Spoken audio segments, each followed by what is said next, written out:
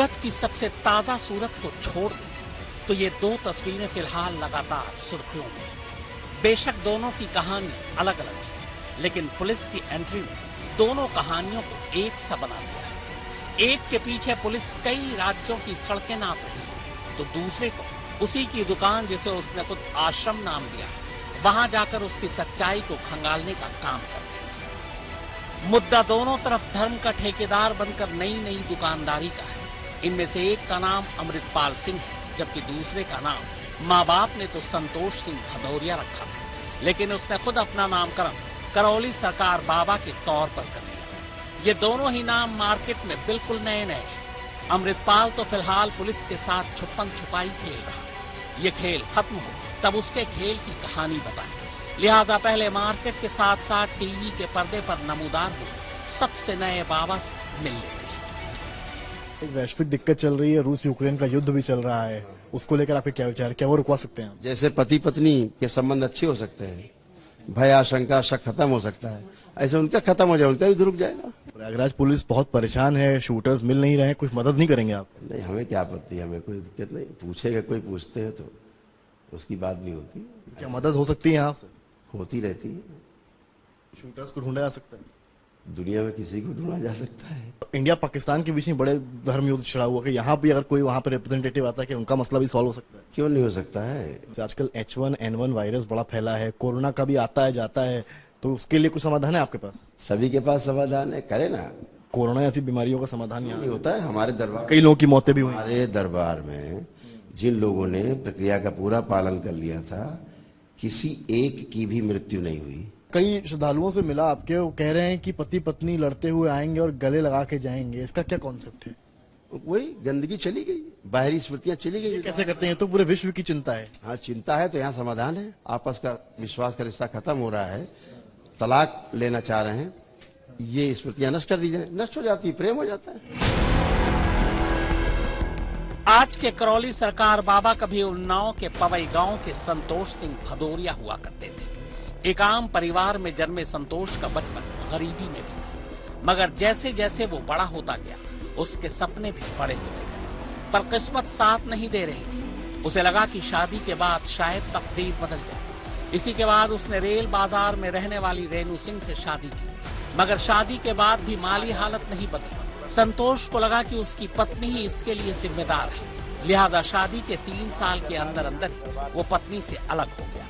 कुछ समय बाद ममता तिवारी से उसने दूसरी शादी की। ममता का परिवार आर्थिक तौर पर मजबूत था, उनके कई प्लॉट और जमीन जायदाद थे। शादी के बाद ममता के घर वालों ने संतोष को एक टेम्पो खरीद कर दिया। अब टेम्पो के सहारे उसका घर चल रहा था। इसी दौरान ममता से उसके 2 बेटे हुए, लव और कुश। लेकिन संतोष का मन अब भी नहीं लग रहा था। उसे कम वक्त में बहुत पैसे कमाने थे। कोई रास्ता नहीं सूझा तो उसने राजनीति में जाने का फैसला किया। संतोष ने शिवसेना ज्वाइन कर, लेकिन यहाँ भी उसे उभरने का मौका नहीं मिला। लिहाजा शिवसेना छोड़कर अब उसने भारतीय किसान यूनियन ज्वाइन कर लिया और किसान नेता बन बैठा। किसान यूनियन के कई धरने प्रदर्शन में बढ़ चढ़कर हिस्सा भी लिया, कई बार लाठियां भी खाई, मगर फिर कुछ वक्त बाद नेतागिरी से भी उसका मन ऊब गया। अब उसने नया धंधा शुरू किया, विवादित जमीन की खरीद फरोख्त का, यानी अब वो प्रॉपर्टी डीलर बन चुका था। प्रॉपर्टी डीलर बनने के बाद कई लोगों से उसकी दुश्मनी भी रही। इसी दौरान 4 अगस्त 1992 को कानपुर के फजलगंज इलाके में अयोध्या प्रसाद नाम के एक शख्स की गोली मारकर हत्या कर दी गई। इस हत्याकांड में बाकी लोगों के साथ साथ संतोष सिंह भदौरिया के खिलाफ FIR दर्ज हुई। बाद में कत्ल के इल्जाम में उसे गिरफ्तार किया गया। वो जेल भी गया, लेकिन फिर 1993 में जमानत पर बाहर आ गया।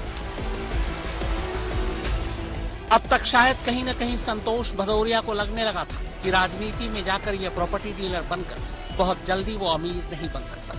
इसी के बाद उसने उस धंधे में कूदने का फैसला किया जिसमें लागत कुछ नहीं और मुनाफा छप्पर फाड़, यानी बाबागिरी की दुकान। इसी के बाद अब संतोष केरल का रुख करता है। वहां जाकर वो अलग अलग तरह की थेरेपी सीखता है। पूरी तरह सीख पढ़कर वापस कानपुर लौटता है। कानपुर आने के बाद सिविल लाइंस के अपने घर में वो एक क्लिनिक खोल लेता है। इस क्लिनिक में वो आयुर्वेदिक लेप के जरिए अलग अलग तरह की बीमारियों के इलाज का दावा करता है। दुकान चल पड़ती है और अब यहीं से अमीर बनने का उसे रास्ता भी मिल जाता है। 2000 आते आते संतोष करौली गांव में अपने दोनों बेटों लव और कुश के नाम पर एक आश्रम खोलता है। आश्रम की जमीन पर पहले उसने एक मंदिर बनवाया था। अब जैसे जैसे दुकान चलती गई, आश्रम की जमीन भी फैलती गई। देखते ही देखते आश्रम एक छोटे मोटे कस्बे में तब्दील हो जाता है। धीरे धीरे करके आश्रम 14 एकड़ जमीन में फैल जाता है। फैलते आश्रम के साथ साथ अब संतोष सिंह की अदृश्य शक्तियां और ताकतों की बातें भी फैलने लगती हैं। धीरे धीरे ये बात लोगों के कानों तक पहुंचती है। अब ये मशहूर होने लगता है कि संतोष सिंह शिव की शक्ति और तंत्र मंत्र से लोगों की गंभीर से गंभीर बीमारियों का इलाज भी कर सकता है। फिर क्या था, परेशान हाल मरीज और उनके तीमारदार करौली आश्रम का रुख करने लगे। धीरे धीरे मजबूर और बीमार लोगों की आश्रम में तादाद बढ़ने लगी और इसी के साथ संतोष सिंह भदौरिया भी अचानक संतोष सिंह से करौली सरकार बाबा बन गए। बच्चे के अंदर कैंसर था, तो हम पहली बार आए, हमारा बच्चा वो टाइम में सल गया। वही बच्चा कार चला सकता है। क्या बताया बाबा जी? बाबा जी बोले धीरे धीरे ठीक हो जाएगा और ठीक हो चुका है। यहाँ पे जिस तरह का मैं वो चीजें देख रहा हूँ और एक्सपीरियंस कर पा रहा हूँ, मुझे लगता है कि कहीं न कहीं पैरा साइंस है, मेटा साइंस है। दिक्कत ये है, बीमारियां रहती हैं शरीर में। अभी सही है? अभी सही नहीं है। अभी स्मृति चिकित्सा होगा। स्मृति और क्या ब्लैक होता है? मैजिक। इसमें ब्लैक मैजिक करता है पहले दिन। अभी हम नमन कर रहे हैं। हाँ। क्या कहते हैं वो? वैसे आप जैसे भभूत लेके जा रही हैं, कुछ हिदायत दी गई है? अच्छा लाभ है यहाँ से ना, इसीलिए जा रहे हैं ना। 2 बार और आ चुके हैं। क्या दिक्कत थी? घर में परेशानियां थी, थोड़ा बहुत समाधान हुआ? जी समाधान तो हो गया है एकदम। क्या समस्या? डिप्रेशन, लेपन लगाने के लिए बोला गया। फायदा हुआ कुछ अभी? हाँ, बहुत प्रोग्रेस में। हालांकि उन्हें भी पता था कि कोई भी दुकान बिना पब्लिसिटी के नहीं चलती, लिहाजा खुद की ही पब्लिसिटी के लिए उन्होंने यूट्यूब का सहारा लिया। करौली बाबा के अवतार में अब वो यूट्यूब पर अपने तंत्र मंत्र का जादू बिखेरने लगे।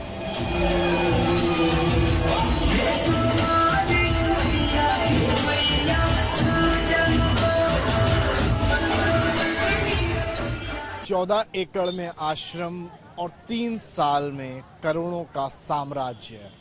आखिर कैसे बना एक किसान नेता कानपुर का चर्चित करौली बाबा? इससे पहले एक आयुर्वेदिक डॉक्टर के रूप में भी वो रहे। उनको नॉलेज है, उनको समझ है कि कैसे जड़ी बूटियों से इंसान को सही करते हैं। पर एक दौर वो भी आया जब उन्होंने चमत्कार का लिया सहारा। हालांकि वो इस बात को लगातार कहते हैं कि मैं कोई चमत्कार नहीं करता, पर जिस तरह से लोगों की बीमारियां जो अस्पतालों में जाकर सही नहीं होती हैं और इस आश्रम में आकर सही होती हैं, वो एक चर्चा का विषय बन गया है। इस बीच में जब एक डॉक्टर आकर खुला चैलेंज उस करौली बाबा को देता है, तब ये आश्रम और ये बाबा चर्चा का विषय बन जाते हैं। समर्थ श्रीवास्तव, कानपुर, आज तक।